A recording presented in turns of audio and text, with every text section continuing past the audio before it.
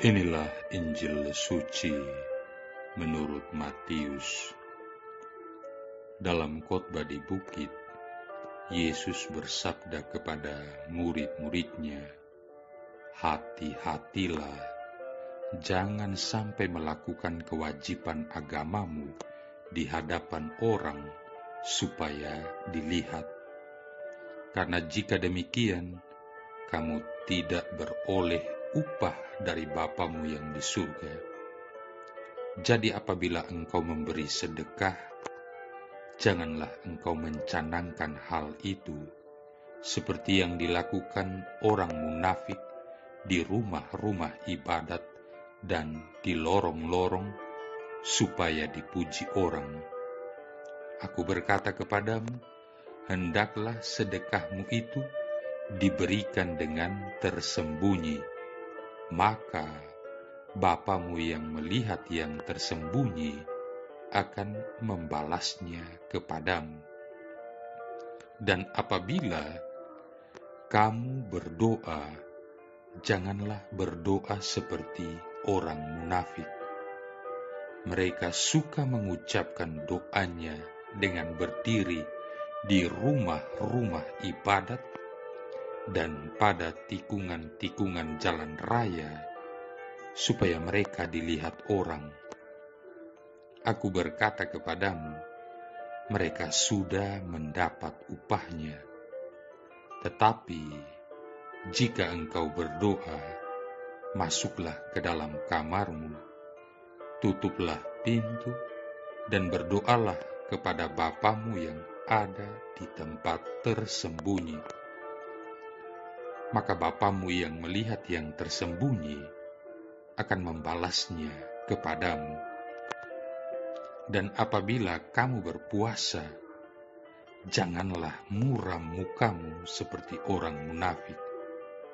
Mereka mengubah air mukanya supaya orang melihat bahwa mereka sedang berpuasa.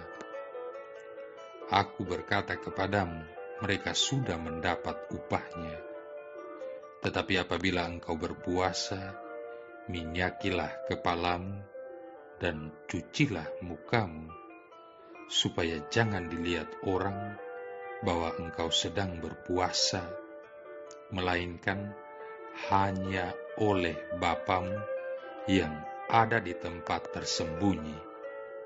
Maka Bapamu yang melihat yang tersembunyi akan membalasnya kepadamu." Demikianlah sabda Tuhan. Saudara-saudari yang terkasih, bagi orang-orang Yahudi ada 3 pilar yang menjadi dasar kehidupan beriman yang baik, yakni pemberian sedekah, doa, dan puasa. Yesus sendiri tidak mau memperdebatkan 3 hal tersebut. Namun yang membuat susah dirinya adalah bahwa begitu sering dalam kehidupan manusia, hal-hal terbaik, termasuk yang rohani sekalipun, dilakukan berdasarkan motif-motif yang keliru. Karena itu, Yesus memperingatkan orang-orang itu, termasuk kita, bahwa apabila pemberian sedekah, doa, dan puasa dilakukan dengan tujuan tunggal untuk memuliakan si pelaku, maka hilanglah bagian yang paling penting dari nilai 3 pilar pendukung kehidupan beriman yang baik ini. Saudara-saudari yang terkasih, seseorang dapat saja memberikan sedekah bukan pertama-tama untuk sungguh menolong orang yang sedang membutuhkan bantuan, melainkan untuk mempertunjukkan kemurahan hatinya dan untuk menikmati kehangatan rasa syukur orang yang ditolong dan pujian dari orang banyak. Seseorang dapat saja mempraktekkan pekerjaan baik hanya untuk memperoleh pujian dari orang-orang lain, untuk meningkatkan prestisenya sendiri, dan untuk menunjukkan kepada dunia betapa baiknya dirinya. Oleh karena itu Yesus mengatakan kepada kita, apabila engkau memberi sedekah, janganlah engkau menggembar-gemborkan hal itu seperti yang dilakukan orang munafik di rumah-rumah ibadat dan di lorong-lorong, supaya mereka dipuji orang. Sesungguhnya aku berkata kepadamu, mereka sudah mendapat upahnya. Jadi, apabila kita memberikan sedekah sekedar untuk mempertunjukkan kemurahan hati kita sendiri, memang kita akan dapat menimbulkan kekaguman dari orang lain. Namun hanya itulah yang kita akan peroleh, tidak lebih. Saudara-saudari yang terkasih, seseorang juga dapat saja berdoa sedemikian rupa, sehingga doanya tidaklah benar-benar dialamatkan kepada Allah, melainkan kepada orang-orang lain di sekelilingnya. Doanya sekadar merupakan suatu upaya untuk mempertunjukkan kesalehan pribadi yang luar biasa dengan cara yang orang lain harus melihatnya. Maka dalam hal ini Yesus bersabda, apabila kamu berdoa, janganlah berdoa seperti orang munafik. Mereka suka mengucapkan doanya dengan berdiri dalam rumah-rumah ibadat dan pada tikungan-tikungan jalan raya, supaya mereka dilihat orang. Sesungguhnya aku berkata kepadamu, mereka sudah mendapat upahnya. Jadi, apabila kita berdoa sedemikian rupa untuk memamerkan kesalehan kita di depan banyak orang, maka kita akan memperoleh reputasi sebagai seorang pendoa yang hebat, seorang pribadi yang saleh. Namun hanya itulah yang kita akan peroleh, tidak lebih. Saudara-saudari yang terkasih, dan seseorang dapat saja berpuasa, sebenarnya pertama-tama bukan untuk kebaikan jiwanya sendiri, bukan untuk merendahkan dirinya di hadapan Allah, melainkan sekadar untuk menunjukkan kepada orang-orang lain bahwa dirinya adalah seorang pribadi yang memiliki karakter yang penuh disiplin terhadap aturan agama. Karena itu, mengenai puasa ini Yesus bersabda, apabila kamu berpuasa, janganlah muram mukamu seperti orang munafik. Mereka mengubah air mukanya supaya orang melihat bahwa mereka sedang berpuasa. Sesungguhnya aku berkata kepadamu, mereka sudah mendapat upahnya. Jadi, apabila kita berpuasa sedemikian rupa sehingga orang-orang lain tahu bahwa kita sedang berpuasa, maka kita akan memperoleh reputasi sebagai seorang pribadi yang sangat asketis dan spiritual. Namun hanya itulah yang kita akan peroleh, tidak lebih. Jadi, apabila niat kita adalah untuk memperoleh bagi diri kita ganjaran dari dunia, maka kita tidak perlu ragu-ragu karena kita pasti akan memperolehnya. Namun kita seharusnya mencari ganjaran-ganjaran yang hanya dapat diberikan oleh Allah saja. Kita tidak boleh puas dengan ganjaran-ganjaran saat ini. Kita harus mengejar ganjaran-ganjaran yang bersifat abadi. Karena seperti dikatakan Yesus sendiri, apa gunanya seseorang memperoleh seluruh dunia, tetapi kehilangan nyawanya?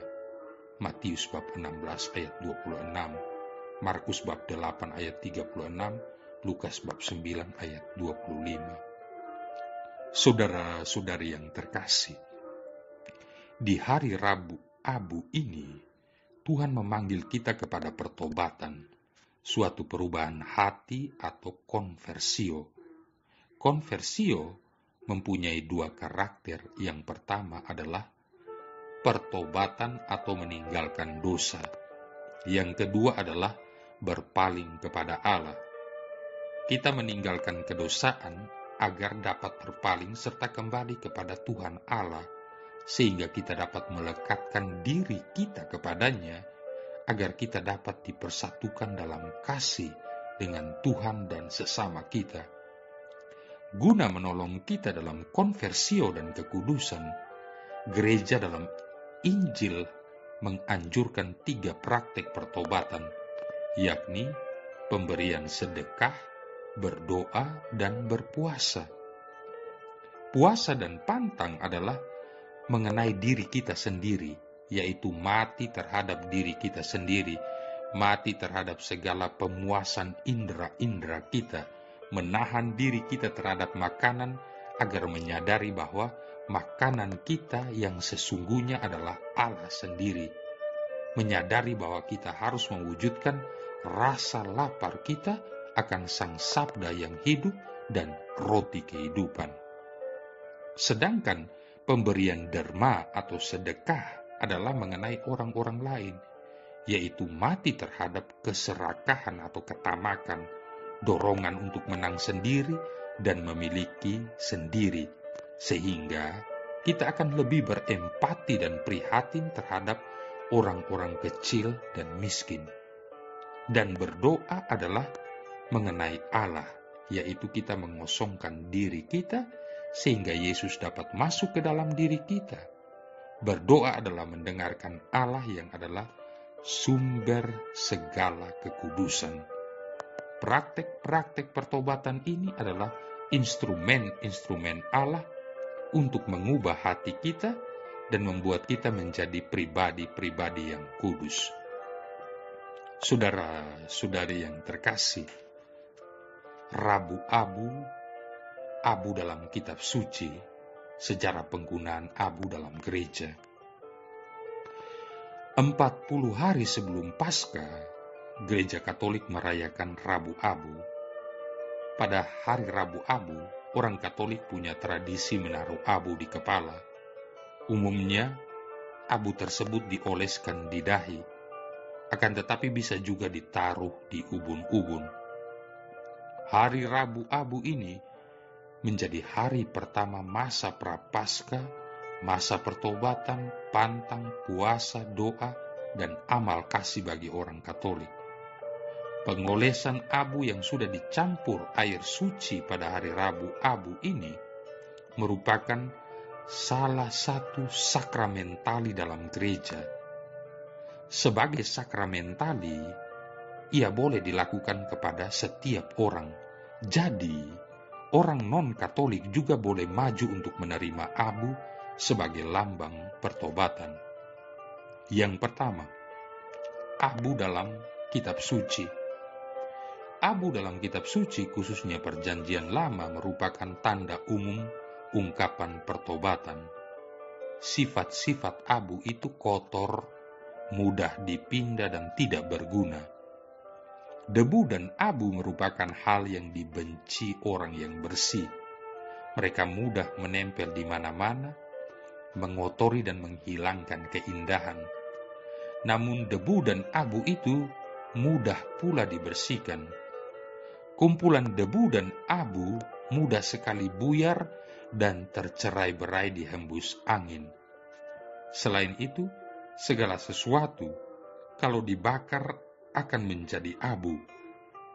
Kalau sudah menjadi abu, segalanya tidak ada gunanya lagi. Dalam kitab Kejadian, dikatakan manusia diciptakan dari debu tanah. Kejadian bab 2 ayat 7. Itu sebelum roh Allah dihembuskan ke dalam manusia. Tanpa roh Allah, manusia hanyalah debu. Artinya, tanpa Allah, manusia itu tidak ada gunanya dan mudah diombang-ambingkan. Bahkan lebih daripada itu, tanpa Allah, manusia hanyalah kotoran. Tanpa Allah, manusia hanya bisa melakukan dosa. Kalau para nabi Perjanjian Lama menyinggung soal abu, mereka ingin mengingatkan umat Allah siapa sebenarnya manusia itu. Ketika Yeremia berseru, "Hai putri bangsaku, kenakanlah kain kabung dan berguling-gulinglah dalam debu." Yeremia bab 6 ayat 26. Ia ingin mengingatkan bangsanya bahwa untuk bertobat, merendahkan diri di hadapan Tuhan. Dengan berdosa, manusia telah menjadi begitu sombong, lupa bersyukur kepada Allah dan melakukan kehendak-Nya. Ketika orang-orang Niniwe mendengarkan berita penghukuman dari Allah melalui Nabi Yunus, mereka sadar dan percaya. Sebagai salah satu tanda pertobatan, Raja Niniwe mewakili rakyatnya duduk di abu. Yunus bab 3 ayat 6. Dengan demikian, ia mengakui kerendahannya dan mohon kemurahan hati Allah bagi kotanya. Daniel di tengah penderitaannya juga memohon kemurahan hati Allah dengan tanda abu.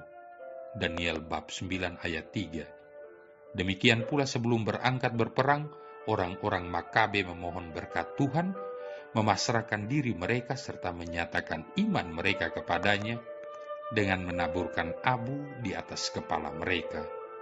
1 Makabe bab 3 ayat 47. Ayub juga dikatakan duduk di abu ketika mengalami pencobaan yang besar.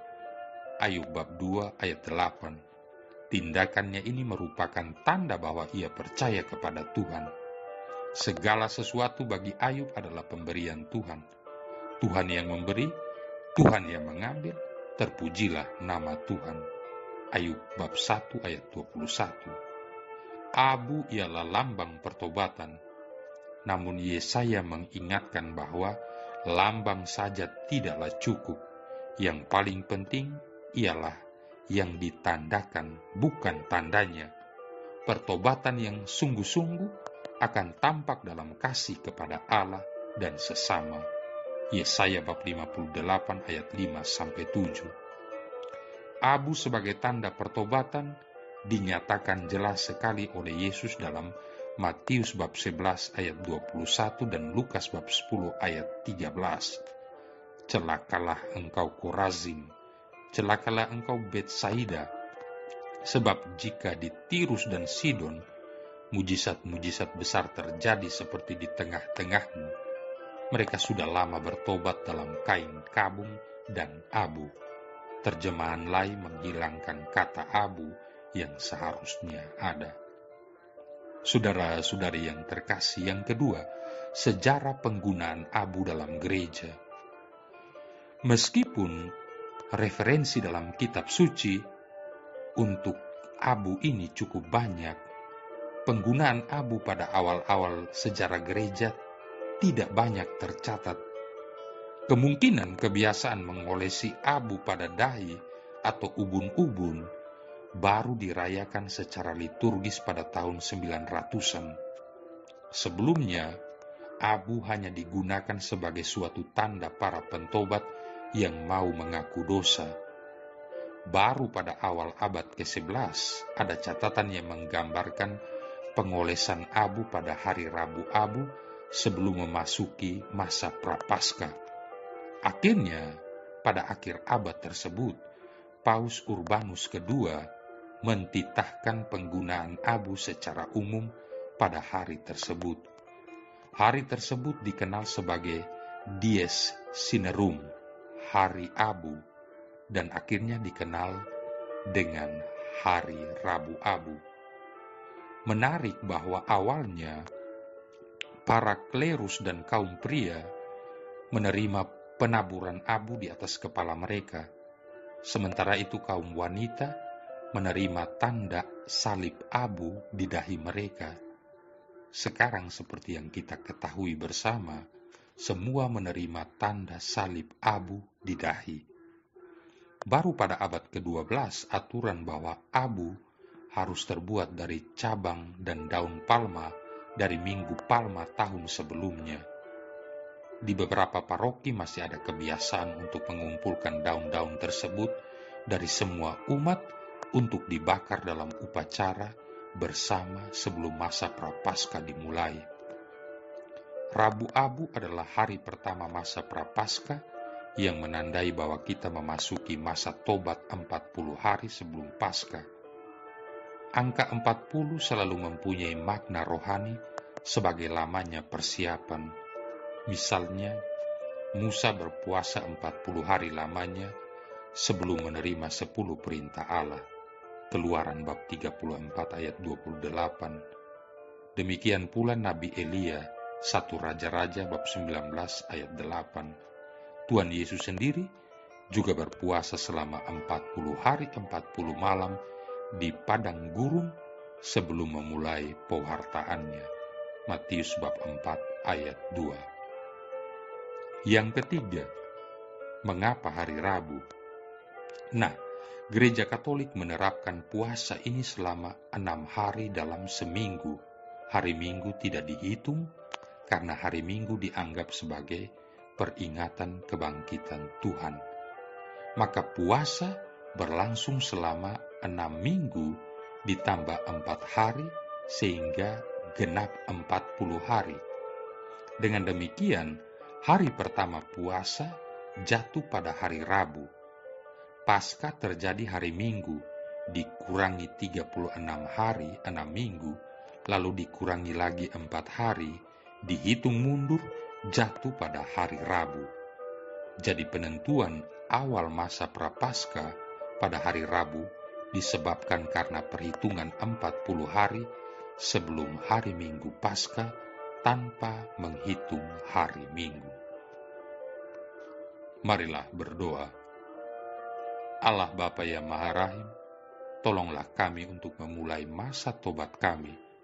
Semoga pantang dan puasa yang akan kami jalani membawa kami pada pertobatan sejati, yaitu semakin mengarahkan hidup kami kepadamu.